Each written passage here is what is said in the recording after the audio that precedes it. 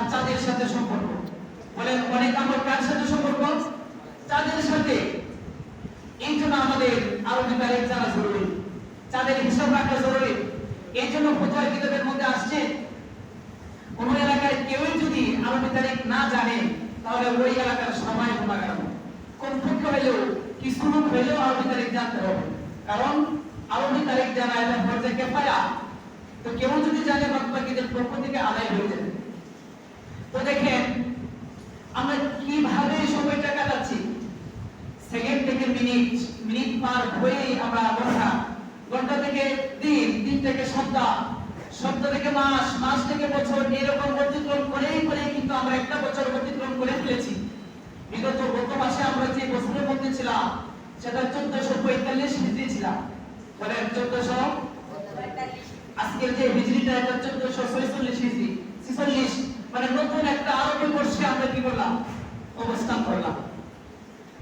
যেহেতু নতুন একটা মাস বা নতুন একটা আরবি বছরে আমরা অবস্থান করলাম, এই জন্য আরবি তারিখটাও জানা জরুরি। আরবি তারিখ কি এখন বুঝতে পারছে, যদি আরবি তারিখ জানতে হয় তাহলে এই তারিখের ইতিহাসটা জানা দরকার। যে এই তারিখ কোথায় থেকে আসলো, হিজরি সন কোথায় থেকে আসলো, জানা দরকার আছে না? দরকার আছে। হিজরি সনের ব্যাপারে হিজরি আলোচনা বা কবি থেকে এটা শুরু হলো, ইতিহাসের কিতাবের মধ্যে লম্বা আলোচনা।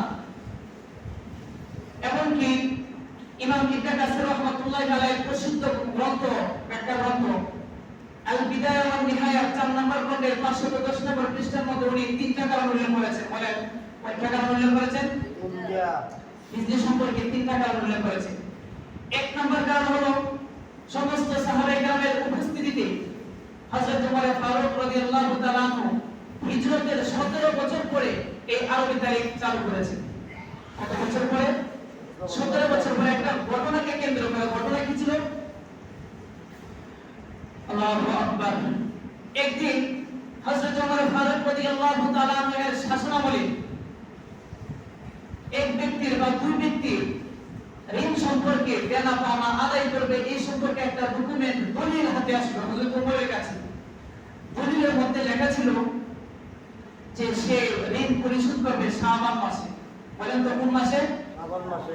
হযরত ওমর ফারুক রাদিয়াল্লাহু তাআলা বললেন, আরে এটা কোন মাসের, কোন বছরের শাবান মাস? এই বছরের শাবান নাকি গত বছরের শাবান মাস নাকি আগামী বছরের শাবান মাস? এই জন্য পরবর্তী তাদের মধ্যে একটু সমস্যা দেখা দেয়। এই জন্য হযরত ওমর রাদিয়াল্লাহু তাআলা সমস্ত সাহাবায়ে কেরামকে সামনে নিয়ে এরপরে তারিখ নির্ধারণ করলেন। একটা বর্ণনা আল বিদায়া ওয়ান নিহায়া 4 নম্বর খণ্ডের 510 নম্বর পৃষ্ঠার মধ্যে দ্বিতীয় একটা বর্ণনা উনি উল্লেখ করেন। হযরত ওমর ফারুক রাদিয়াল্লাহু তাআলা আনহুর শাসনামলে বসরার গভর্নর ছিলেন আবু মুসা আশআরী। আবু মুসা আশআরী যখন বসরার মধ্যে থাকেন, এই দিক থেকে হযরত ওমর ফারুক রাদিয়াল্লাহু তাআলা আনহু বসরার মধ্যে চিঠি পাঠান। ওই সময় কি ফোন ছিল? আর কথা বলেন না, ফোন কি ছিল? আমার কথা কি বুঝতেছেন? ওই সময় কোনো ফোন ছিল না। কি চলতো? চিঠির মাধ্যমে আদান প্রদান হইতো কথাবার্তা। এই জন্য হযরত ওমর রাদিয়াল্লাহু তাআলা আনহু কুফার গভর্নর আবু মুসা আশআরীকে চিঠি পাঠাইলো। আবার ওই দিক থেকে আবু মুসা আশআরী ওমরের নিকট চিঠি পাঠাইলো, আপনি যে চিঠি পাঠান চিঠির মধ্যে তো তারিখ থাকে না, ফলে আমাদের সমস্যা সৃষ্টি হয়ে যায়, আপনি তারিখ নির্ধারণ করেন। হযরত ওমর সাহাবায়ে কেরামকে নিয়ে তারিখ নির্ধারণ করলেন। 3 নম্বর একটা অভিমত পাওয়া যায়। একবার হযরত ওমর ফারুক রাদিয়াল্লাহু তাআলা এর শাসনামলে এক ব্যক্তি দাঁড়িয়ে বললেন, আরিফু লানা তারিখান, আপনি আমাদের জন্য তারিখ নির্ধারণ করেন। আরিফু, তারিখ নির্ধারণ করেন। হযরত ওমর বললেন, আমি কি তারিখ নির্ধারণ করব? ওই লোকটা বলল, যেরকম ভাবে শাম পারস্যরা তারিখ নির্ধারণ করেন, আপনি তারিখ নির্ধারণ করেন। এই তিনটা ঘটনাকে কেন্দ্র করে হযরত ওমর ফারুক রাদিয়াল্লাহু তাআলা গভীরভাবে চিন্তা করলেন, না অবশ্যই একটা সমাধান হওয়া দরকার, তারিখ নির্ধারণ করা দরকার। এই জন্য হযরত ওমর ফারুক রাদিয়াল্লাহু তাআলা সমস্ত সাহাবায়ে কেরামকে নিয়ে পরামর্শ করলেন যে তারিখ কিভাবে নির্ধারণ করা যায়। সমস্ত সাহাবায়ে কেরামকে নিয়ে যখন পরামর্শ করলেন, এবারে এক একজন এক এক রায় দিচ্ছেন। কেউ বলে পারস্যরা যেভাবে তারিখ নির্ধারণ করে আমরাও সেইভাবে তারিখ নির্ধারণ করি। আবার কেউ বলে না, রোমানরা যেভাবে তারিখ নির্ধারণ করেন আপনিও সেইভাবে তারিখ নির্ধারণ করুন। আবার কেউ বলে না নবীর জন্ম থেকে তারিখ নির্ধারণ করা হোক, আবার কেউ বলে না নবীর মৃত্যু থেকে তারিখ নির্ধারণ করা হোক, আবার কেউ বলে না নবীর নবুয়ত যেই বছর থেকে পেয়েছে ওই বছর থেকে তারিখ নির্ধারণ করা হোক। এক পর্যায়ে হযরত আলী রাদিয়াল্লাহু তাআলা বললেন না, নবী কারীম সাল্লাল্লাহু আলাইহি ওয়াসাল্লাম মদিনা মুহাম্মদুর রাসূলুল্লাহ যেই বছর হিজরত করেছেন ওই হিজরতের সন থেকে তারিখ নির্ধারণ করা হোক। এই কথাটা হযরত ওমরের নিকট খুব প্রিয় লাগছে, পছন্দ হয়েছে, ভালো লাগছে। তো হযরত ওমর ফারুক আলীর বকরের সাথে মিল রেখে আল্লাহ নবীর হিজরত থেকে তারিখ নির্ধারণ করে দিলেন। সুবহানাল্লাহ বললেন না? সুবহানাল্লাহ। এখন কথা হলো তারিখ তো নির্ধারণ করলো যে হিজরত থেকে আরবি মাস আরবি বছর নির্ধারণ করলো, এখন কোন মাসকে প্রথম মাস ধরবে? আরবি 12 মাসের মধ্যে কোন মাসকে প্রথম মাস ধরবে? সাহাবায়ে কেরামের কাছ থেকে আবার পরামর্শ নিলেন। পরামর্শ নেওয়ার পরে সিদ্ধান্ত হলো যে আমরা 12 মাসের মধ্যে প্রথম মাস হিসেবে নির্ধারণ করব মুহররম মাসকে। কোন মাসকে? এই আজকে যে মাস চলতেছে সেই মাসকে আমরা প্রথম মাস নির্ধারণ করব। ফলে আরবি 12 মাসের মধ্যে প্রথম মাস মুহররম মাস হিসেবে স্বীকৃতি লাভ করবে। এই আজকে মুহররম মাসের কত ফজিলত, মুহররম মাসের কি ফজিলত! আল্লাহু আকবার। এই মুহররম মাসের রোজার কত দাম! মুহররম মাসের মধ্যে আল্লাহ তাআলা অনেকগুলা ঘটনা ঘটাইছেন, অনেকগুলা ঘটনা ঘটাইলেন এই মুহররম মাসে আল্লাহ তাআলা। এই মুহররম মাসে আমরা কয়েকটা পয়েন্ট আলোচনা করব। এক নম্বর পয়েন্ট, এই মুহররম মাস কি কোথা থেকে আসলো? কোরআনুল কারীমের মধ্যে আল্লাহ তাআলা বলেন, ইন্না ইদ্দাতাশ শুহুরি ইনদাল্লাহি 12 শাহরান ফি কিতাবিল্লাহ ইয়াওমা খালাকাস সামাওয়াতি ওয়াল আরদ মিনহা আরবাতুন হুরুম। আল্লাহ তাআলা বলেন, আল্লাহ তাআলার নিকট লাউহে মাহফুজের মধ্যে 12টা মাস নির্ধারিত। কয়টা মাস? উত্তর দিন তো কয়টা মাস নির্ধারিত? 12টা মাস। আল্লাহ তাআলা বলেন, এটা কি নতুন করে নির্ধারণ করা হয় না? ইয়াওমা খালাকাস সামাওয়াতি ওয়াল আরদ, যেই দিন থেকে আল্লাহ তাআলা আসমান জমিন বানাইলেন, যেই দিন থেকে আল্লাহ তাআলা নবমণ্ডল ভূমণ্ডল বানাইলেন, ওই দিন থেকে আল্লাহ তাআলার দরবারে আল্লাহ তাআলার লাউহে মাহফুজের মধ্যে 12টা মাস স্বীকৃত হয়ে গেল।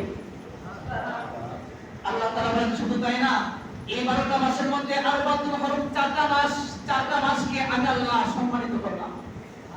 4টা মাসকে আমি আল্লাহ কি করলাম?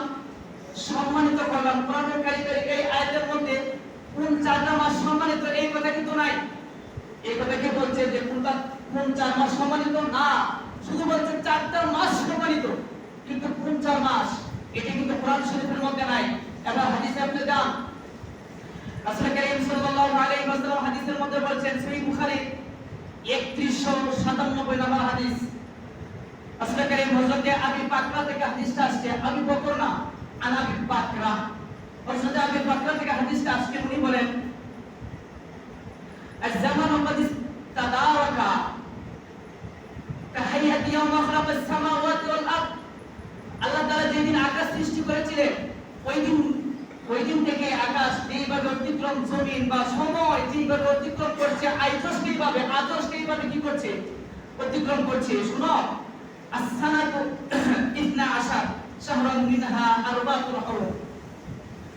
আল্লাহ নবী সাল্লাল্লাহু আলাইহি ওয়াসাল্লাম বলেন, আমার উম্মতেরা, আমার সাহাবায়ে কেরাম শুনেন, 12 মাসে এক বছর হয়। বলেন, কয় মাসে এক বছর হয়? আল্লাহ নবী বলেন, মিনহা আরবাতুন হুরুম, তার মধ্যে থেকে 4টা মাস আল্লাহ তাআলা সম্মানিত করেছেন। কয়টা মাসকে সম্মানিত করেছেন? 4টা মাসকে সম্মানিত করেছেন। হাদিসের মধ্যে আসছে, সালাসাতুন মুতাওয়ালিয়াতুন, 3টা মাস হলো ধারাবাহিক, যুলকাদাতি, যুলহিজ্জাতি ওয়া মুহররম। 1 নাম্বার জিলকদ, 2 নাম্বার জিলহজ, 3 নাম্বার মুহররম, 4 নাম্বার রজব। এই 4টা মাসকে আল্লাহ তাআলা সম্মানিত করেছেন। বলেন, এই 4টা মাসকে কি করেছেন আল্লাহ তাআলা? সম্মানিত করেছেন। তাহলে কোরআনুল কারীমের মধ্যে আমরা পাইলাম আল্লাহ তাআলা 4টা মাসকে সম্মানিত করেছেন, কিন্তু 4 মাসের নাম নাই। এই 4 মাসের নাম আমরা কোথায় পাইলাম? হাদিসের মধ্যে। বলেন তো কোথায় পাইলাম? হাদিসের মধ্যে। এবার আসেন, আমরা 4টা মাস পাইলাম। তাহলে এই মাস, আমরা যে মাসের মধ্যে অবস্থান করছি, এই মাসের মধ্যে একটা দিন আছে, আশুরার দিন, যেটাকে আমরা বলি, কি বলি? আশুরার দিন। বা এই দিনের মধ্যে একটা রোজা আছে। এই আশুরা রোজার কত ফজিলত! আমরা একটা হাদিস বলবো, এই আশুরা রোজা বা এই আশুরার দিনটা এটা কোথায় থেকে আসলো, কেমনে আসলো? এটা হাদিসের মধ্যে আছে হযরতে, এই হাদিসটা আবার বুখারী 2004 নম্বর হাদিস। এটাও এই হাদিসের মধ্যে আছে ইবনে আব্বাস রাদিয়াল্লাহু তাআলা আনহু قال, হযরত ইবনে আব্বাস রাদিয়াল্লাহু তাআলা আনহু বলেন, কদিমান নবী আলাইহিস সালাতু ওয়াস সালাম আল মদিনা, আল্লাহর নবী হিজরত করে মদিনায় গেলেন। আচ্ছা বলেন তো কোথায় গেলেন? মদিনায় গেলেন। ফারাআল ইয়াহুদ, ইহুদিদেরকে দেখলেন তাসুমু ইয়াউমা আশুরা, তারা মুহররমের 10 তারিখ রোজা রাখে। বলেন তো মদিনায় যাওয়ার পরে ইহুদিদেরকে কি দেখলেন? মুহররমের 10 তারিখ তারা কি রাখে? রোজা রাখে। আল্লাহ নবী বললেন, মা হাদা, এটা কি কিসের দিন? এই দিনে তোমরা কেন রোজা রাখো? এবার মদিনার ইহুদিরা জবাব দেয়, বলো হাদা ইয়াউমুন সালিহ, এটা এমন একটা দিন, একটা ভালো দিন, একটা সম্মানিত দিন। এটা এমন একটা দিন, হাদা ইয়াউমুন নাজ্জাল্লাহু বনি ইসরাঈলা মিন আদুবিহি,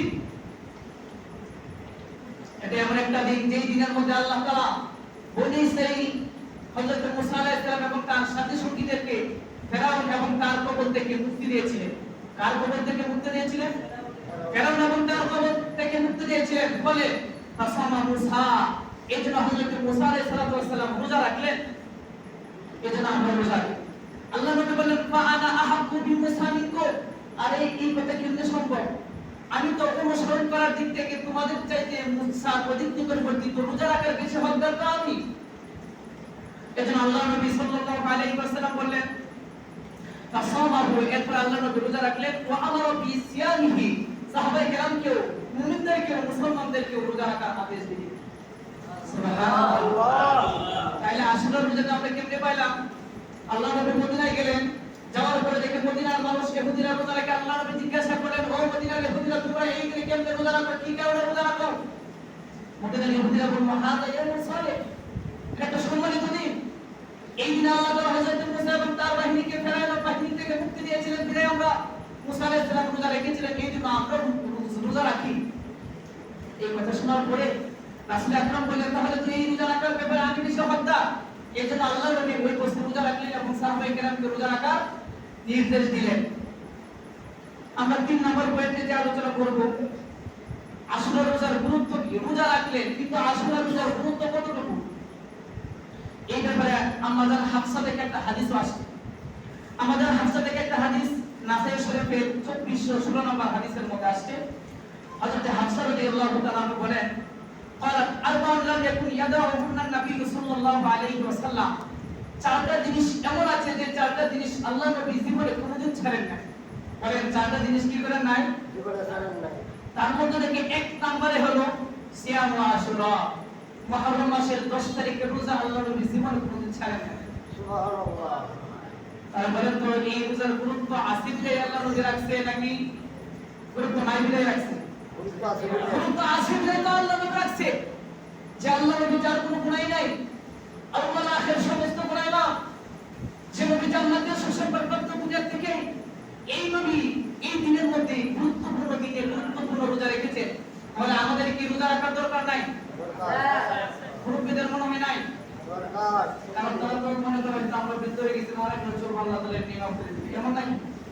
না না, হ্যাঁ সবাইকে রোজা রাখতে হবে, কোনো ছাড় নাই। আল্লাহ তাআলা বান্দার আমলদেরকে কাল কিয়ামতের ময়দানে আমল নামাদেরকে সামনে পেশ করবে। মা লিহাদাল কিতাব লা ইউগাদিরু সাগীরাতান ওয়ালা কাবীরাতান ইল্লা আহসাহা, হায় হায় এমন কি কিতাব আজকে আমল নামা আমার সামনে চলে আসলো, আজকে দেখা যায় ছোট ছোট সব আমল নামা দেখা যায় খাতার মধ্যে হাজির। এখন আপনি যদি সেই মুহররমের আশুরা 10 তারিখে রোজা রাখেন, ওইখানে গিয়ে আপনি রোজার পাবেন। সুবহানাল্লাহ বলেন না? সুবহানাল্লাহ। আচ্ছা ব্যাপার হলো যখন আপনি ছোটবেলা একটা আমল করবেন, আর এই আমল নামাটা যখন আপনি খাতার মধ্যে দেখবেন, আপনার মনটা কেমন হবে? বলেন না কেমন হবে? আনন্দে মনটা ভরে যাবে, পেরেশানি থাকবে না, সে জান্নাতে চলে যাবে। সময় সংক্ষিপ্ততার কারণে আমরা শুধুমাত্র একটা গুণ আলোচনা করব। রাসূল কারীম সাল্লাল্লাহু আলাইহি ওয়াসাল্লাম আরেক হাদিসের মধ্যে বলে, মুহররমের রোজার ফজিলত, এটা কিন্তু আশুরা রোজার ফজিলত। আমি এখন যেটা বলবো মুহররমের রোজার ফজিলত, হযরত আবু হুরায়রা থেকে হাদিসটা আসছে। হযরত আবু হুরায়রা বলেন, আল্লাহ রাসূল সাল্লাল্লাহু আলাইহি ওয়াসাল্লাম বলেছেন, আফদালুস সিয়ামি বা'দা রমাদান শাহরুল্লাহিল মুহররম, রমজানের পরে সবচেয়ে দামি এবং সর্বোত্তম রোজা হলো মুহররমের রোজা। তাহলে কি বুঝলেন? রমজান মাসের পরেই দামি গুরুত্বপূর্ণ রোজা কি রোজা? মুহররমের রোজা। এই মুহররমের রোজার অনেক ফজিলত, আর এই মুহররমের মধ্যে আশুরা রোজা রয়েছে।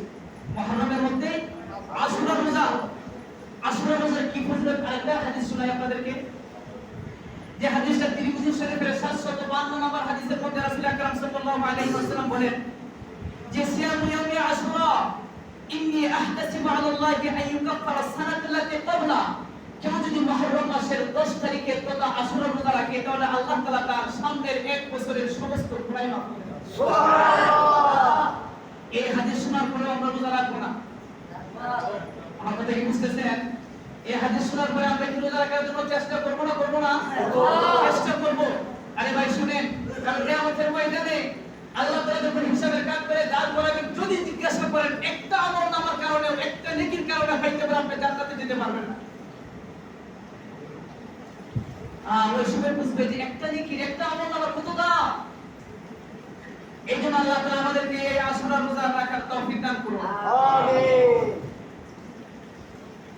এই আশুরার দিনে বা মুহররম মাসে আরেকটা আমাদের করণীয় আছে। সেই করণীয় হলো এই মাসে বেশি বেশি তওবা করা। কি করা? তওবা করা। লম্বা হাদিস, এই হাদিসের শেষ অংশে আল্লাহ নবী সাল্লাল্লাহু আলাইহি ওয়াসাল্লাম বলেন, এই মাস মুহররম মাস এমন একটা মাস, এই মাসের মধ্যে তাদাল্লাহু ফীহি আলা কওমিন, এই মাসের মধ্যে এমন একটা দিন আছে যেই দিন আল্লাহ তাআলা একটা সম্প্রদায়ের তওবাকে কবুল করেছেন। সুবহানাল্লাহ। আল্লাহ নবী শুধু তাই বলেছেন? আল্লাহ নবী বলেন না, এক সম্প্রদায়ের তওবা কবুল করেছেন এমন না, সামনে আর কবুল করবেন না এমন না। আল্লাহ নবী সাল্লাল্লাহু আলাইহি ওয়াসাল্লাম হাদিসের শেষ অংশে বলেন, ওয়ায়াতুবু ফীহি আলা কওমিন আখার, কিয়ামত পর্যন্ত এই দিনে যে কোনো মুমিন পাপী যাবে, যে যত বড় গুনাহগার বান্দা তওবা করুক না কেন, আমি আল্লাহ তার তওবা কবুল করব ইনশাআল্লাহ। তাহলে এই দিনে বা এই মাসে আমাদের তওবা ইস্তেগফার করার দরকার আছে না নাই? আছে। হ্যাঁ, এই মাসে আমরা বেশি বেশি তওবা ইস্তেগফার করব। যদি আমরা বেশি বেশি তওবা ইস্তেগফার করি তাহলে আল্লাহ তাআলা আমাদের জীবনের সমস্ত গুনাহ মাফ করে দিবেন। সুবহানাল্লাহ। এখন এই মাসে রোজা রাখার একটা নিয়ম আছে। যেহেতু মদিনার কাফেররা, মদিনার ইহুদিরা এই মাসে একটা রোজা রাখতো। কয়টা রোজা রাখতো? একটা। একটা। আল্লাহ নবী সাল্লাল্লাহু আলাইহি ওয়াসাল্লাম বলেন না, আমরা দুইটা রোজা রাখলাম, তাদের বিপরীত করব। আমরা দুইটা রোজা রেখে তাদের কি করব? বিপরীত করব। এইজন্য আল্লাহ নবী সাল্লাল্লাহু আলাইহি ওয়াসাল্লাম বলেন, ও আমার সাহাবায়ে তোমরা রোজা রাখবা 9 তারিখের রোজা, এক কথায় 10 তারিখের রোজার সাথে আরেকটা রোজা বাড়ায় রাখবা। 10 তারিখের রোজার সাথে আরেকটা রোজা বাড়ায় রাখবা। হাদিসের মধ্যে আসছে আল্লাহ নবী বলেন, হয়তো 9-10 রোজা রাখবা অথবা 10-11 রোজা রাখবা। 9-10 10-11। আচ্ছা, এখন তো 9-10 এর রোজা রাখা যায় বা 10-11 রাখা যায়, কিন্তু কোনটা বেশি, কোনটা রাখা বেশি উত্তম? দেখেন হাদিসের মধ্যে আসছে যে 9-10 এই দুই দিন রোজা রাখা উত্তম। 9-10 রোজা রাখা কেন? হাদিসের মধ্যে আসছে আল্লাহ নবী বলেন, ক্বালা সুমু আত-তাসিআ ওয়াল আশিরা ওয়া খালিফুল ইয়াহুদ। আল্লাহ নবী সাল্লাল্লাহু আলাইহি ওয়াসাল্লাম বলেন, তোমরা 9 তারিখে রোজা রাখো, 10 তারিখে রোজা রাখো, রেখে ইহুদিদের কি করো? বিরোধিতা করো। 10 তারিখে রোজা রাখা যায়, তবে 9 এবং 10 এই তারিখে, এই তারিখগুলোতে রোজা রাখা বেশি উত্তম। বলেন 9 এবং 10 এই তারিখে রোজা রাখা কি উত্তম? এখন মজার ব্যাপার হলো, এই মুহররম মাসকে কেন্দ্র করে আমাদের কিছু শিয়া ভাই আছে। কি ভাই? শিয়া ভাই। এরা মনে করে যে হযরত হুসাইন রাদিয়াল্লাহু তাআলা আনহু কারবালার ময়দানে শহীদ হয়েছেন বিধায় এই মুহররম মাসের সম্মান বেশি। বলেন তো কি করে? তারা কি বলে যে হযরত হুসাইন মুহররমের 10 তারিখে শহীদ হয়েছেন বিধায় মুহররমের মর্যাদা বাড়ছে। এবং তারা এই মুহররম মাসের 10 তারিখে অনেকগুলা কুসংস্কার করে, যেগুলো ইসলাম সমর্থন করে না। তারা এই দিনে অনেকগুলা গান বন্ধ করে, লাইটিং টাইটিং করে, খিচুড়ি পাকায়, এরপরে পানি পান করায়। এই জন্য হযরত হুসাইন রাদিয়াল্লাহু তাআলা আনহু কারবালার ময়দানে আমাদের শহীদ হয়েছেন পানি পানি বলে। সুতরাং আজকে যদি আমি কাউকে পানি পান করাই তাহলে এইদিকে হুসাইনের কলিজা টানতে হবে। নাউজুবিল্লাহ বলেন। আরে তোর পানি খাওয়ার জন্য কি হুসাইন রাদিয়াল্লাহু তাআলা শহীদের কলিজা টানতে হবে? যারা এই সমস্ত কাজ করে এরা ভণ্ড। বলেন, যারা এই সমস্ত কাজ করে কি ভণ্ড? এরা ভণ্ড। এই সমস্ত কাজ করা যাবে না। হ্যাঁ, কাজ করা যাবে না। যারা হযরত হুসাইন রাদিয়াল্লাহু তাআলা আনহুর শাহাদাতকে কেন্দ্র করিয়া এই দেশের মধ্যে তারা গালের মধ্যে আঘাত করে, শরীর রক্তাক্ত করে, কাপড় ছিঁড়ে ফেলে, মাথা মুন্ডন করে, চিৎকার করে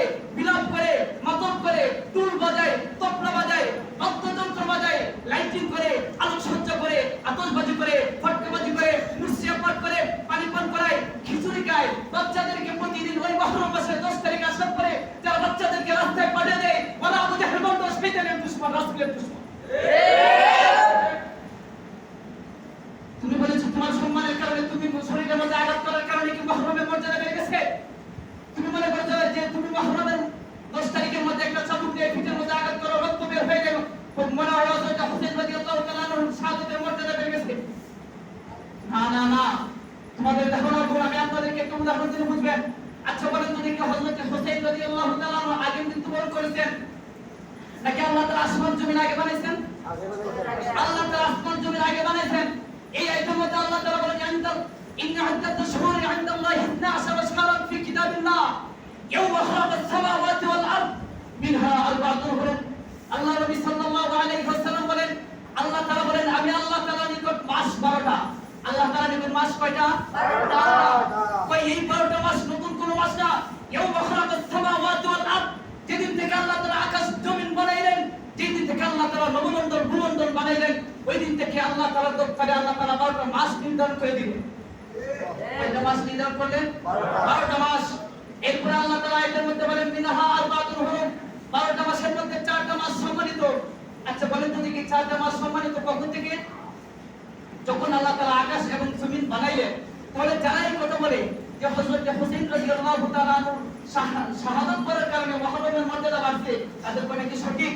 আরে না, হযরত হুসাইন তো মৃত্যুবরণ করেছে অনেক পরে, আর আল্লাহ তাআলা আসমান বানাইলেন অনেক আগে, আর আসমান বানানোর সময় থেকে মুহররমের দাম বেশি। তাহলে তারা যে বলে হযরত হুসাইন এই তারিখে মুহররমের 10 তারিখে শাহাদাত বরণ করার কারণে মুহররমের মর্যাদা বেড়েছে, তাদের কথা কি ঠিক? ঠিক না। তাইলে ঘটনা কি হলো?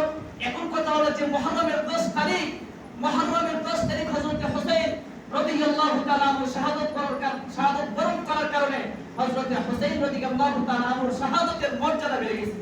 কার মর্যাদা বাড়ছে? শাহাদাতের মর্যাদা। মুহররমের মর্যাদা বাড়ে নাই, কারণ মুহররমের মর্যাদা তো আসমান জমিন সৃষ্টি যে সময় করছে ওই সময় থেকে মুহররমের মর্যাদা। আপনারা কি বুঝতে পারছেন? হযরত হুসাইন এই তারিখে শাহাদাত বরণ করার কারণে কিন্তু মুহররমের মর্যাদা বাড়ে নাই, বরং এই তারিখের মধ্যে হযরত হুসাইন শাহাদাত বরণ করার কারণে তার শাহাদাতের মর্যাদা বাড়ছে। কথাটা কি? এই কথাটা কিন্তু আমাদের শিয়া ভাইরা বুঝতে চায় না। এমনকি আমাদের শিয়াদের একটা কিতাব আছে, ওই কিতাবের মধ্যে তাদের একজন লেখক মুঈজুদ্দৌলা আদ-দাইলামি, লেখকের নাম কি? মুঈজুদ্দৌলা আদ-দাইলামি। উনি বলেন 352 হিজরি পর্যন্ত এই যে মুহররম মাসে যারা এখন হাই হুসেন হাই হাসান বলে বিলাপ করে, এটা 352 হিজরি পর্যন্ত এর কোনো অস্তিত্ব ছিল না। 352 হিজরিতে মুঈজুদ্দৌলা আদ-দাইলামি বাগদাদের মধ্যে এর বিলাপ শুরু করে। এরপরে 363 হিজরিতে